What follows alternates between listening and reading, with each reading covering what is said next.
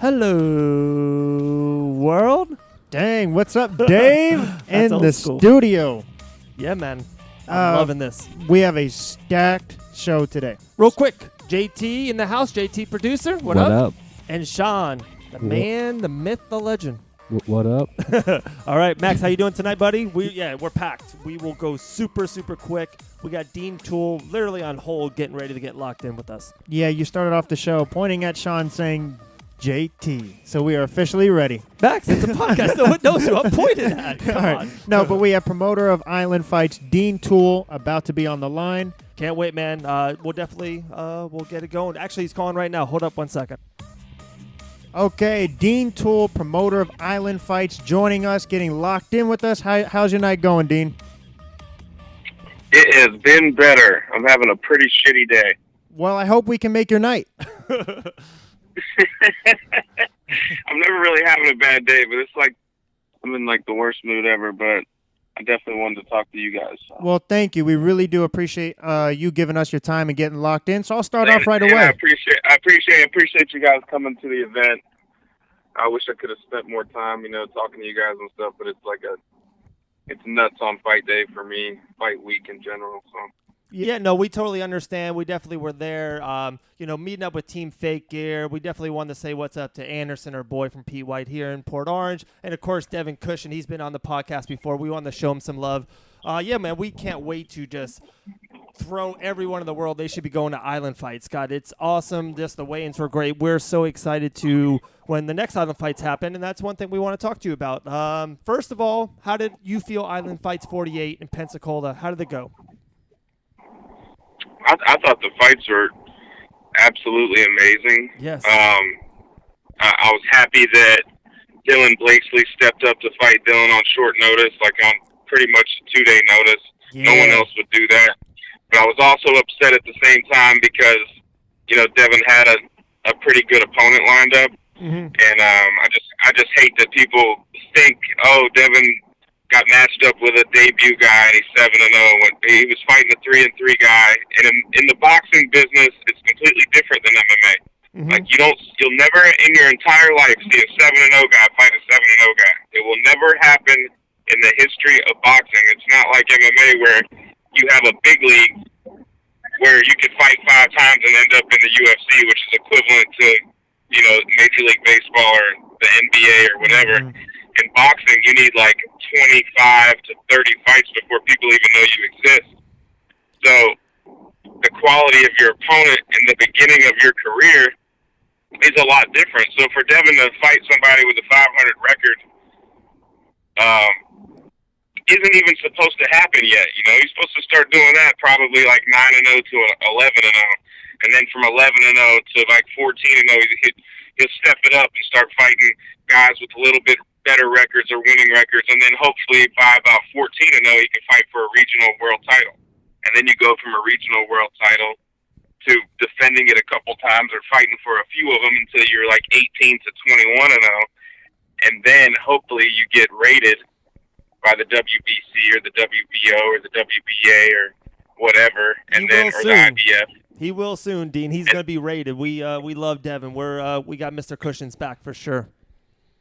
Yeah, and when you're rated by one of those places, then you enter the top 10 of all the other ranked fighters or whatever, and then you'll have to start fighting, the world class people. But the difference is Devin fought those guys as an amateur. Mm-hmm. Like Devin went from fighting the best amateurs in the country, like. When you're on that level of an amateur, those guys all become world champions or like 27-1 records. If you're a national champion in boxing, you got like a 80% chance of becoming a world champion. But when you turn pro, you don't fight people. You don't fight. You fight. You go from fighting the best guys in the world to fighting the worst guys in the world because it takes so long to get up to 20 fights or 25 fights. If you realistically think about it, that could take you even if you fight 4 times a year, right? that could take you 5 years. Yeah, You know, like, great point. and then MMA, you fight 5 times and you're in the UFC, or you fight 4 times and you make the Contender, the Dana White Contender Series. There's just, you can even get on the Ultimate Fighter now with a 3-0 record.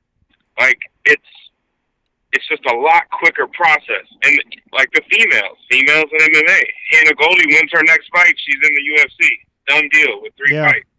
Like, it's just it's 2 completely different worlds, and people say, "Oh, he's not fighting anybody," or whatever they say. They just don't understand the business and how long it takes to get to that point. And then let's say, you know, no one will fight Devin Cushion already.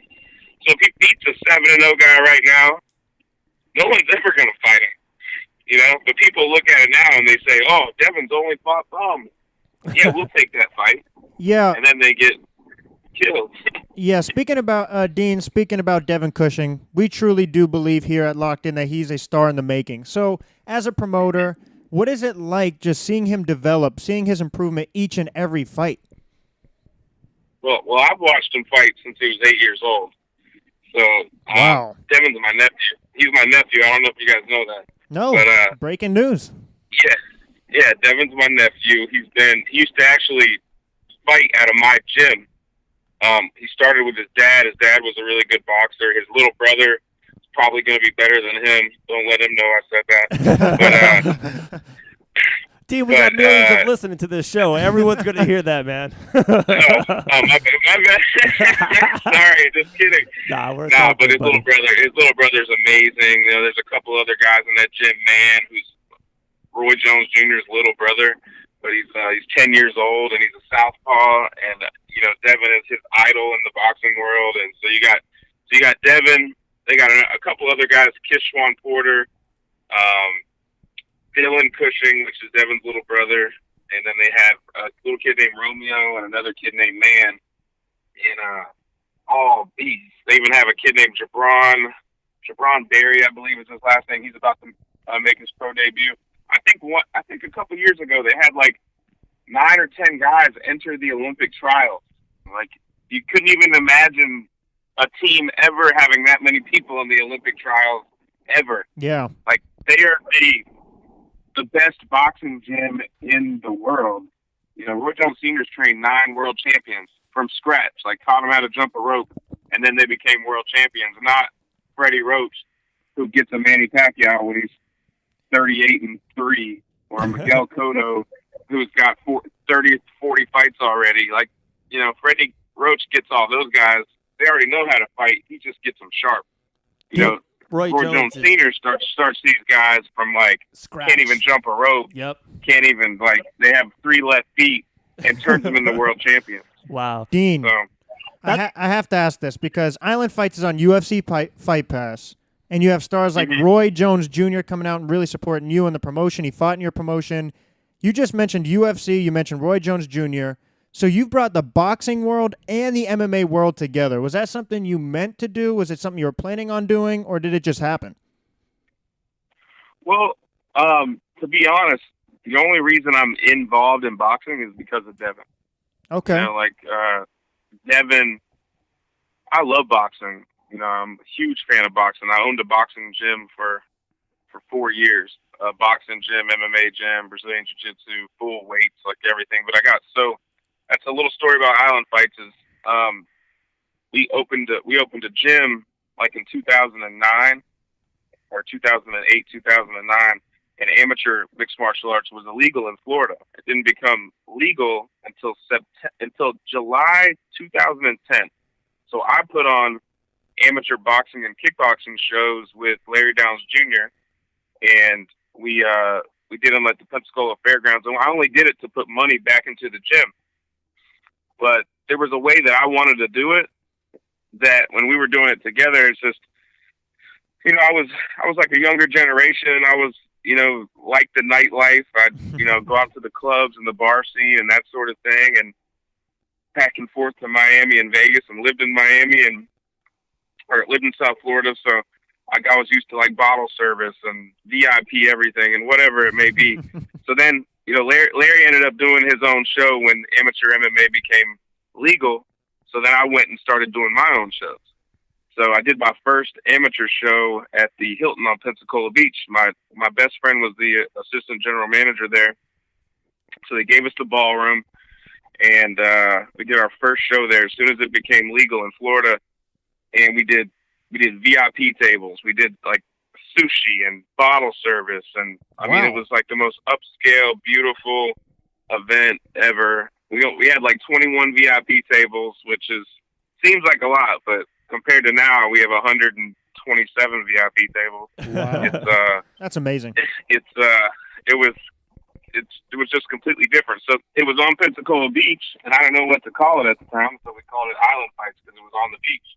And I said, man, if it ever like blows up, we'll just change the name or something. But after it got so big, then I couldn't change the name anymore because it you know, people that come to the event in the local scene, they don't understand in the MMA scene, in the MMA world, how big Island Fights is, you know. You just answered my questions. One of my questions for you was, how did you get in the promotion business? So I think you got in my notes somehow. Yeah. And how I did, like, my brother competed. My brother was undefeated in MMA, undefeated, like, in grappling. And I was always, like, a super big fan of my brother. We wrestled our whole lives growing up. Our dad was he wrestled for the United States Navy. And he also wrestled for the Scottish national team when we lived in Scotland. He won the Highland Games like 8 years in a row in Scotland, and which is a huge thing over there. If you know about the Highland Games, where they toss like the caper, the big pole, and all those types of things. But that's awesome. Wow. Yeah, he was an amazing wrestler. So we grew up doing that, and then my brother joined the military, and he got stationed in Hawaii. Now, back then, like in 2000, 2005, 2006, or 2005 to 2008, you know, if you remember Rubble on the Rocks, and there was, you know, he trained with so many people back then. He trained like Helson Gracie, Jiu-Jitsu. Wow. And trained with like Chris Lieben. I mean, there's just a bunch of people out there. 808 Fight Factory. Back then, these were like the in things. You know, there was no black belts anywhere near Pensacola, Florida back then. You know, this was like, so I always lived vicariously through my brother entering all these grappling tournaments and everything. So he was like, you know, I was the biggest fan of him. So he's winning all these tournaments. Long story short, I end up saying, hey, we should start, back when fight shirts were like this huge thing. Remember Hitman Fight Gear and Full Contact Fighter and Tap Out, and like I was the first person to sell Tap Out in Florida. Wow. So I started like a kiosk on the military base selling, this was before the gym and stuff, selling Tap Out, Throwdown, Triumph United, Hitman Fight Gear, just all these different brands that were popular back then. And I killed it. I did really, really well. And then I ended up opening a store in the mall, then opening like a big retail store. But every single person used to come in and say, hey, where can I train? Where can I train? I want to train. So I ended up, you know what, maybe we should just do this gym thing. And because everybody's looking for a place to train, there was no gym that even existed back then. You know, Larry Downs Jr. owned a gym in Pensacola, and he had gone out of the business. And so we took over his gym and had that gym for like 4.5 years. I ended up getting so busy doing the fights that I closed the gym down, because the fight business is like, it's not a part-time thing. Like whether you're a manager, a matchmaker, a fighter, a coach, if you do it part-time, you're not going to be very successful. Yeah, you get passed up. The way I look at it. Wow. So that's how basically the whole thing started. And now we're on Fight Pass. Dean, real quick. For one, I got a two-part question for you. And the other, if you don't have a nickname, I just created your nickname here at Locked In. You're VIP. We're Dean VIP Toole. That's going to be your new nickname for all the VIP tables you're throwing out there. My two-part question for you is, one, is it the hardest part about being a promoter is this card was stacked with major pullouts. There was a lot of injuries to a lot of fighters, and you had to, you know, shift some things around to make the card for what it is. And second, what's your relationship? What's the fight relationship with Roy Jones Jr.? I know he's a big part. He's there all the time, and last time we just saw his last fight in Pensacola. So, two-part question, promoter, injuries, and Roy Jones Jr. Okay. The hardest part of the fight business is matchmaking. Mm-hmm. It is literally the hard, and I do both of them. You know, I promote and I'm a matchmaker. So, but that's my favorite thing to do. I don't know if I could give that job up because, you know, I see so many other shows, and I'm not saying anything about anybody else because I know how hard people work. But there's some shows in Louisiana and some other places where people refer to the show as this person's show, the person who's matching the fights. So just for me, like, I know how much work goes into the promoting part. Whether if I didn't even matchmake the fight, I know how much work that I put into it. Whether it's going to every single venue meeting, selling every single VIP table. We don't depend on fighters to sell tickets on our show. We don't make them sell tickets. We don't require them to. It's just an added bonus if they do. Mm-hmm. But we're one of those shows that we don't care if they sell tickets. We sell the tickets, so it doesn't really matter. So, it's to me, I know how much work goes into that, going to every single meeting. The only other person there's probably two other promoters that was Ricky Derwin with Fight Force International Blood and Sand events, and then they ran a freaking amazing event, man, and that's how I fell in love with their events. And Mitchell Shamali, Combat he's a good night. friend of mine. Like, you know, we talk a few times a week, and I know how hard he works. You know, so, you know, going to every meeting and trying to sell all the sponsors and just everything that you have to do, from picking out venues to picking out dates. Dates, people don't even understand picking a date in Florida. You know, you got to compete with how many other promotions, and you're not just talking about MMA promotions. There's a shit ton of boxing promotions that none of these MMA people even know exist, but there's almost at least 2 boxing shows a month in Florida. Oh, Mhm. big So- time. In Central Florida, Dean, we know the Central Florida game. There's Yeah. tons of boxing promotions in Orlando, Tampa, all that Tons. area. Tons. So Yes. so when you're trying to pick a date, it's hard. It's really hard to pick a date. And then I'm in a situation where my venue, I don't have a venue big enough for us except for the Bay Center. You know, so you can go in there and look at the place and be like, oh man, they didn't sell this place out, but it's a 10,000 person arena. It's not huge. going to look like it's sold out. Mhm. You know, but Yeah, if you, it's a nice arena. you know, we have 1,500 people on the floor at our fights. That's So incredible. that's just the floor only, you know, and so just anybody, to me, if anybody's in the stands, it's awesome. If no one's in the stands, great. But I always sell the floor, and that's kind of my situation with that. But definitely 90%, the hardest thing ever is matching the fight. So doing both is really tough, and but I wouldn't trade that position because, I don't know. Everybody says I let other people try and match make the fights. I'm like, hey, make one fight. I'll let you make a fight on my card. It's easy. You can right now you can find 2 people that agree to fight each other, right? Yeah. But that's the easy part. People think that's the hard part. That's the easy part. And then you have a million other things that take place, which is, all right, well, let's agree on the money. Now let's agree on the weight.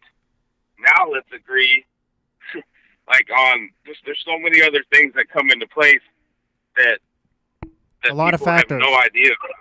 You know, everybody's like, yeah, I'll fight that guy. I'm like, okay, well, let's make the fight happen. But yeah, just 2 people agreeing to fight. That's like anybody in the world could get 2 guys to agree to a fight. But tell me when they're done, they showed up and they're standing in the ring across from each other. That's when the fight's matched. Yeah, certainly. There's so many factors that go into it, like you said. So Dean Toole joining us, promoter of Island Fights. So I have to ask, you have tons of tremendous talent in your fighters. Now I see your Instagram. You're flying out to Vegas. I see you talking to Dana White. So when you fly out to Vegas and you're talking with the president of the UFC and Dana White, what would you say is the number one trait that makes up a UFC ready fighter? Like, what do you look for? Well, we don't want boring fighters. Yeah. That's the number one thing. We want, like, our role right now is to be a vehicle for these guys on the regional scene to go to the UFC. Mm-hmm. If you want to go to Bellator and you want to go to M1 Global and you want to go to ONE FC and Road FC and all those types of things, that's great. That's great with me. But go do that.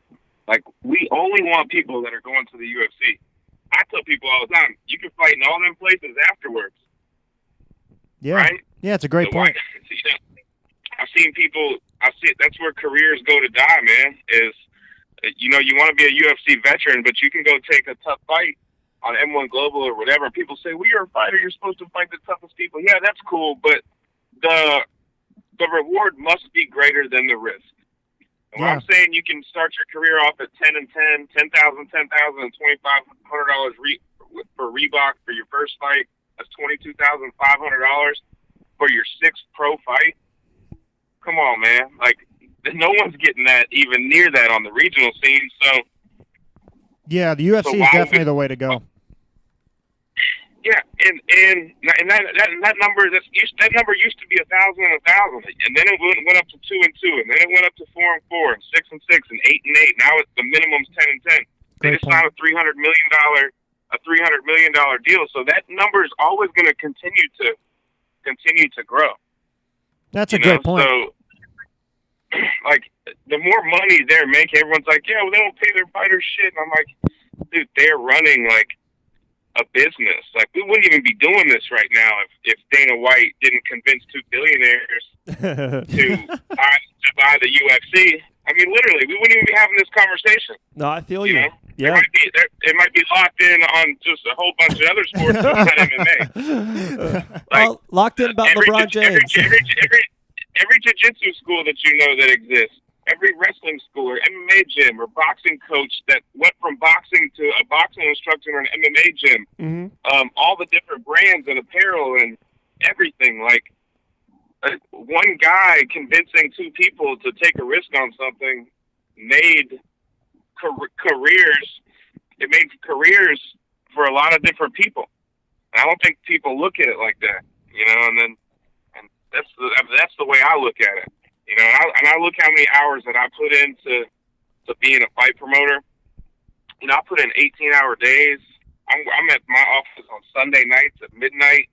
Like, I don't even have a life, So my whole life is that. And no one's in the gym at midnight on a Sunday. There might be some fighters, but no one's working out 18 hours a day, So I know the amount of time and energy I put into it. So when people say that, promoters aren't this and aren't that, it's all about the fighter. It is all about the fighters, but, it takes the right promoters absolutely to put out the right products, And it shows. It Absolutely. shows. Your hard work is definitely showing. Yeah, man, we definitely respect your hard work. Yeah, your Island Fights is like the farm league for the UFC. And talking about that, we had Michael Davis coming through Island Fights July 24th. He's got a big one, Contender Series for Dana White.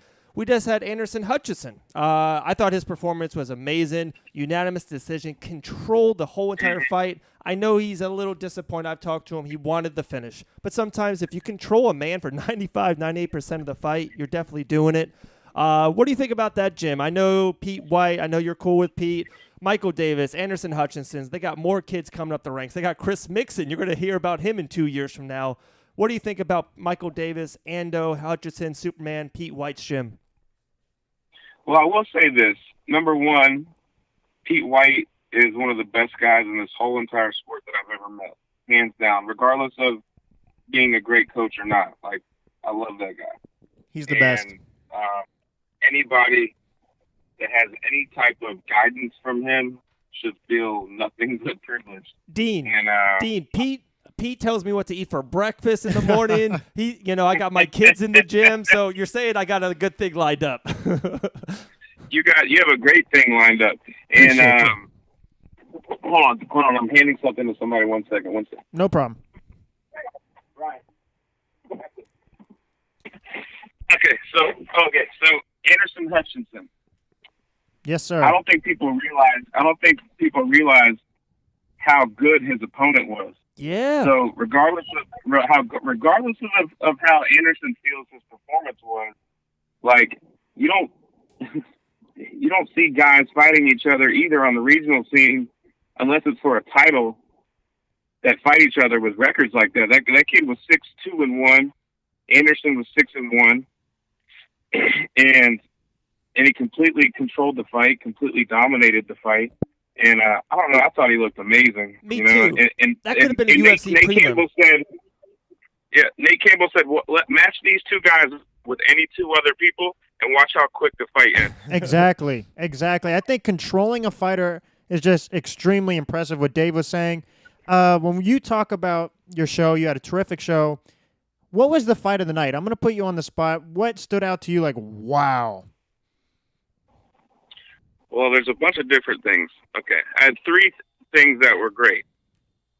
I thought because of the quality of opposition, Anderson Hutchinson's performance was incredible. Agree. Number one. Agree. Fight of the night, Elvin Brito and Jacob Kilburn was one of the best fights I've ever seen in my life. Like, ever. And we talked about this behind the scenes. Jacob won that fight. I don't know why Evan was so upset. They're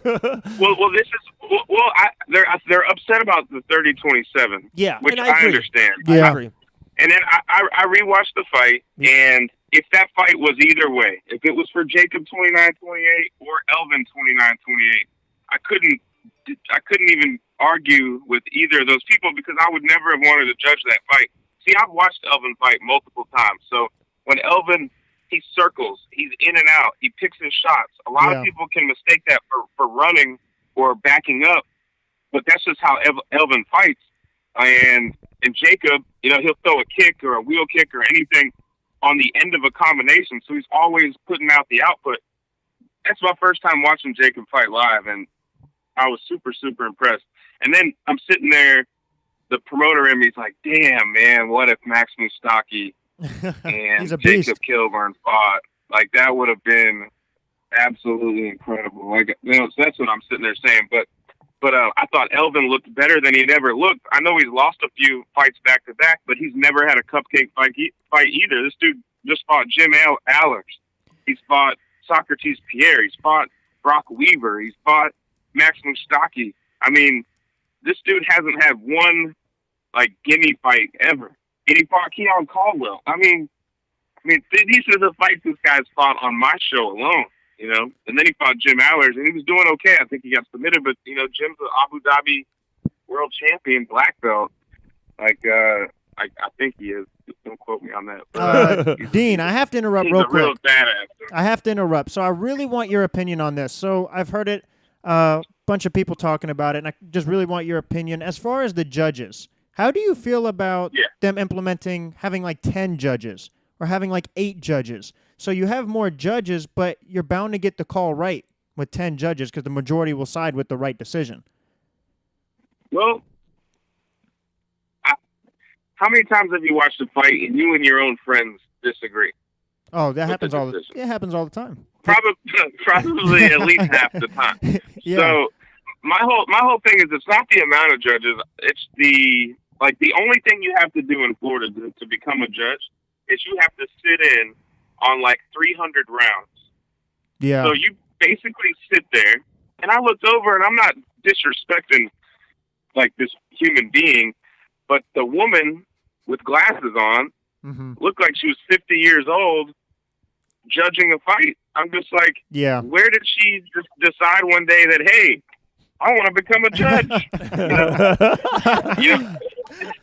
And then I talked to a bunch of people, and everybody in the fight world's like, it should only be fighters. But then what are they going to do? These guys get paid like $200. Yeah. So what is our ex-UFC guy going to go judge fights for $200? Probably not. So that's not going to work. Yeah, good point. So my solution is they need to have previous fights that have happened, and they should literally sit in a movie theater, watch 100 fights, score the rounds, score the fights, and if they make a 90% or better on all of the previous fights that they watch on this movie screen, then they could start trailing other judges and getting their 300 rounds in.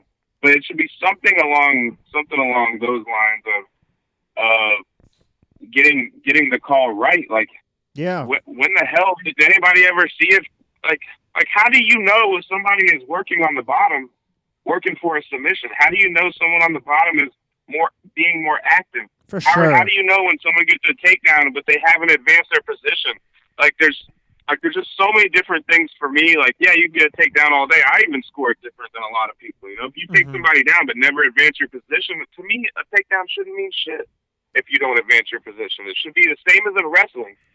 Yeah, Wow. that's a legitimate argument. Yeah, that's a legitimate argument. Dean, thank you so much, man. We appreciate your time. We definitely have a couple more questions for you. We definitely want to give you a heads up. Pretty soon we'll get you locked in. You know, that's that bold prediction. I know you heard the show. Could be about you personally, about the fight game, any sport. I just want to give you a heads up. We'll have a couple more quick questions for you. We appreciate your time. That's so funny you mentioned Jim Allers, by the way. He's actually coming on locked in really soon, so that's funny you kind of threw him out there. I think you've been seeing Max's notes. I know, I'm telling you. Before we get to you and your social media platforms, definitely promote anything and everything you want. Team Faker, we'll get to them in a second. Probably maybe the biggest MMA question of 2018. Conor or Khabib? Ooh.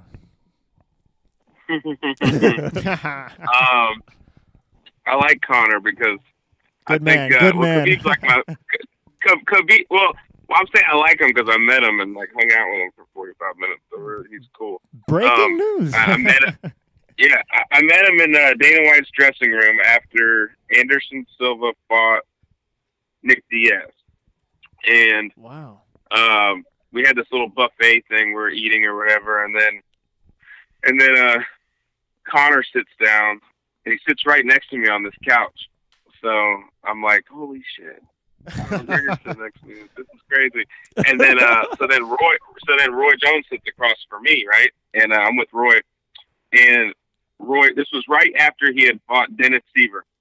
Yeah. Remember that? Yeah, Yeah, no, cool. yeah, It was you on a destroyed Sunday him. night. Yep. It was It on was a Sunday night. on Fox. Sunday night on Fox, and it was in Boston. Yep. The same night as the New England Patriots were playing for the AFC Championship, which was also on television, right? Yep. Yeah. So now you're competing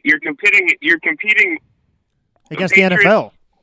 in the Garden, and they broke every record on Fox that night. And you're competing against the NFL, which is crazy, right? So how Yeah. many more people would have watched that if that game was not? So Roy Jones sits down and he goes, I just want to tell you that I watched your fight. He's like, you did a hell of a job promoting that fight. I didn't even know who you were, but because of the way you promoted that fight, you made me watch that fight. And I just want to let you know you did a hell of a job. It's not easy doing that. Wow. And I just wanted to let you know that. So Conor's like, man, I really appreciate that. Thank you so much. Da, da, da. So then Dana asked Roy to go outside. They were talking about something. And Conor looks over to me and he's like, wow. He's like, that's my idol. He's like, in 2009 or wherever it was, he's like, after my first pro win, my post-fight speech, I rapped his song, and he starts singing the song to me. Can't be touched, can't be stopped. That was my favorite song. And in my head, I'm like, oh my God, I wish I had my phone to record this shit. But that was my story with Conor McGregor. So we sat there for like 45 minutes and just shot the shit with him, and he was like he's just cool. He told me exactly how he was going to beat Jose Aldo. Wow. To the T. And everybody, and you think that it's all talk for the cameras, but this dude's like the most confident dude I've ever met in my life. I have but chills. He's really super humble and super cool. And after that, I was always just a huge fan of his. So standing up to knock Khabib out anytime he wants, and I don't think he's dumb. I think he's been training wrestling. I do too. He knows this. He knows this fight's happening. He's not an idiot. Yes. He's training with the best wrestling guys ever right now. Until that day comes, I think he'll be super prepared for that fight. But we've seen some weaknesses. You watched what was it? Who caught him? I think did Michael Johnson. Yes, catch? Michael Johnson, I think, caught him with an overhand left or overhand right, but he definitely rocked Khabib that's like his moment of weakness in his whole career. And you can't get hit. You can't get hit by Conor McGregor at all. So, but and then also on the other hand, it's Khabib, who I don't know if anybody can beat Khabib. So either he gets knocked out by Conor or he ragdolls Conor. That's my prediction. Yeah, it's either like it's definitely either one way, 100% dominant, or it's Conor knocks him out. I don't see any in between at all. Definitely not. If it becomes a fight, who knows what'll happen? Like if he doesn't finish him, you know how Khabib is. He doesn't like to just finish people. He likes to beat the shit out of them. So if he's just going to do that, you're going to let Conor McGregor start the fight standing up at the end of the round again, and that's the mistake Chad Mendes made. Yeah. Wow, Dean, this is awesome. We could talk to you literally all night, and I know you got to go. Let's just throw out one more. Can you talk to us about how crucial Team Fake Gear is to the promotion and just how great they are? I know you got a good relationship with them. And then, blast your social media platforms or anything you want to promote or shoot off. The floor is yours. And what's next for Island Fights? Yep. Just let everybody know. The floor is yours, bud. Okay, well, basically, I met Brad a long time ago. Brad used to always buy VIP tables to my fights. And this was before Team Fake Gear. And then he ended up getting a job offshore, I believe. So he was gone all the times that we had fights. He never could make them, as frequently as he used to. And then he started coming back around and started coming to the fights again, and the whole Team Fake Gear thing started. And he's just awesome, man. Like, he supports all these fighters anytime they need anything. And it's not just us. Like, the relationship he has with all the people, he always asks me who to sign and who to put on Team Fake Gear. So I always recommend people that he should sign.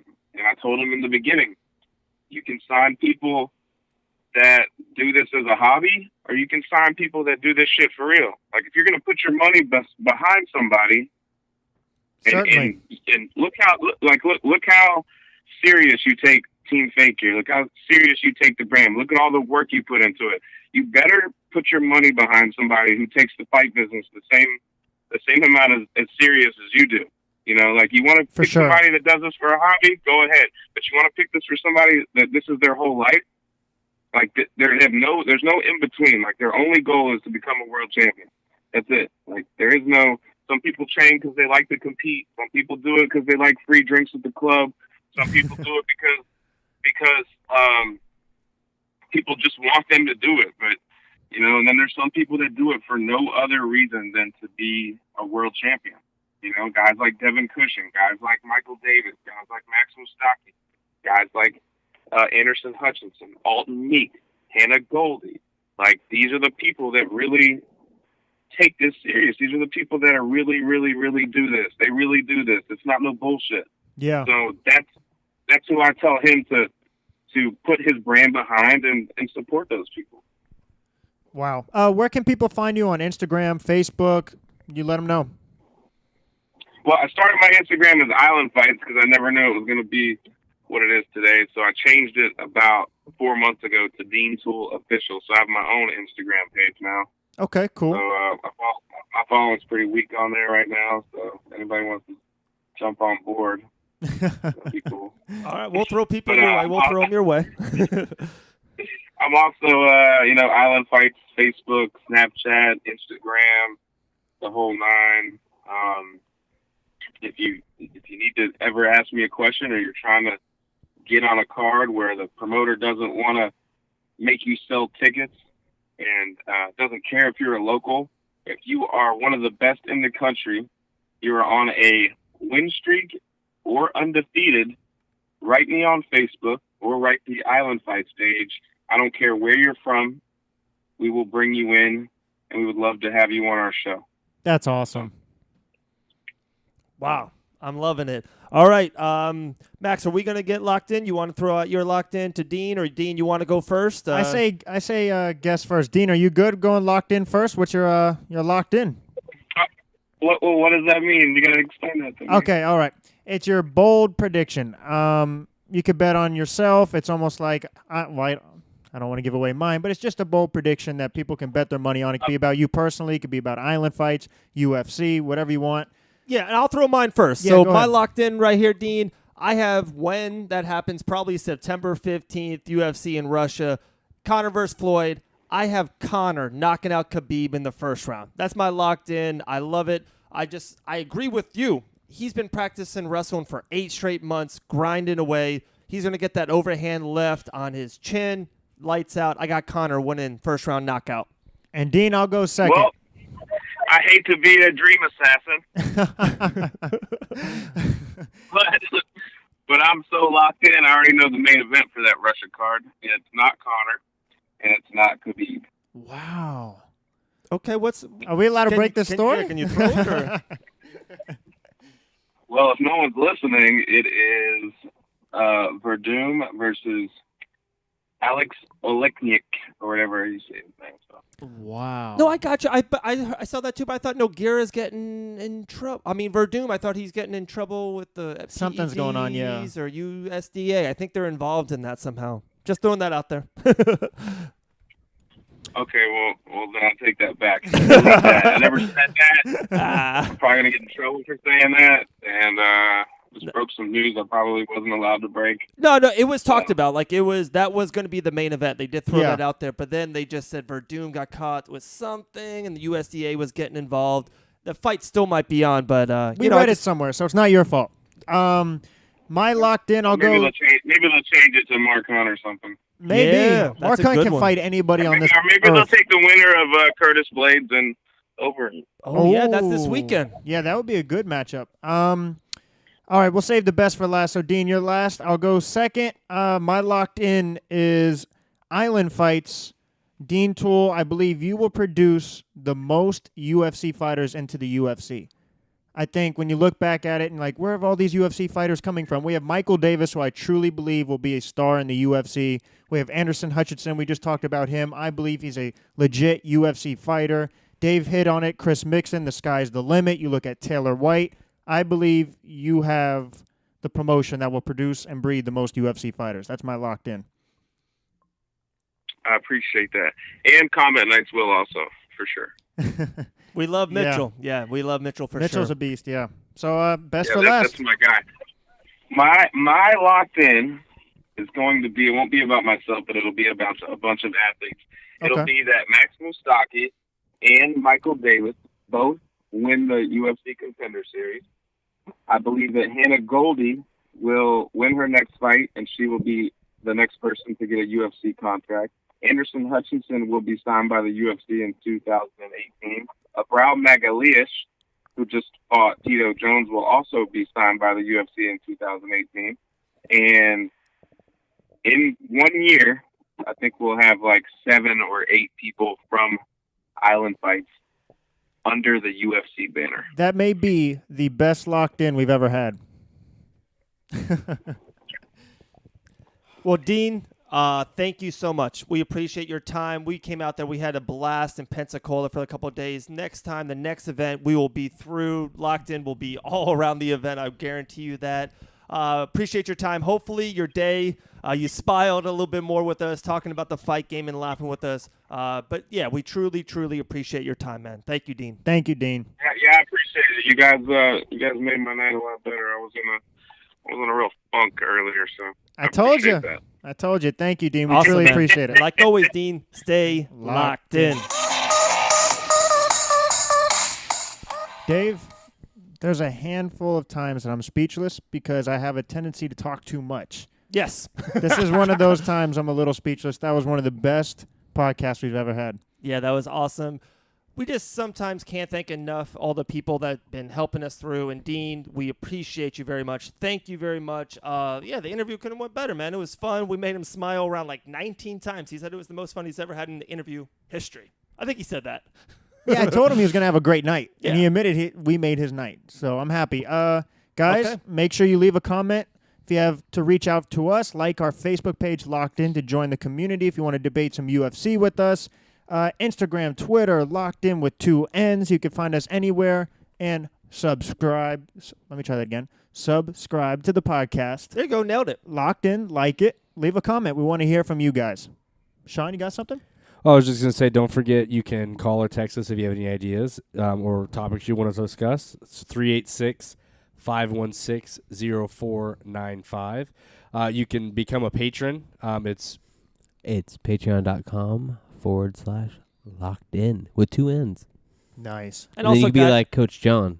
Yes, Our only Coach patron John, right we now. appreciate you, the professor. And guys, get the tees. The tees are hot. We're coming in so many different colors. We got shop.spreadshirt.com/locked in with 2 N's, or just go in your Google search bar, Google image it, put in locked in t-shirts. It will come up. They're flying like hotcakes.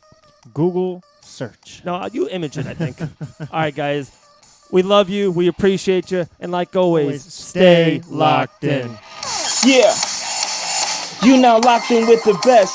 We ain't rocking with the rest. And when it's game time, we gon' put you to the test. Come the ball, we hitting it, kicking it, or we dribbling, passing it, or we running, or it's the ring that we flip you in. So what's the news? You want the scoop? You gotta keep it locked. To David Max podcast through your speaker box. What's poppin', my friend? You know the drop in. And the only thing left to do is keep it locked in.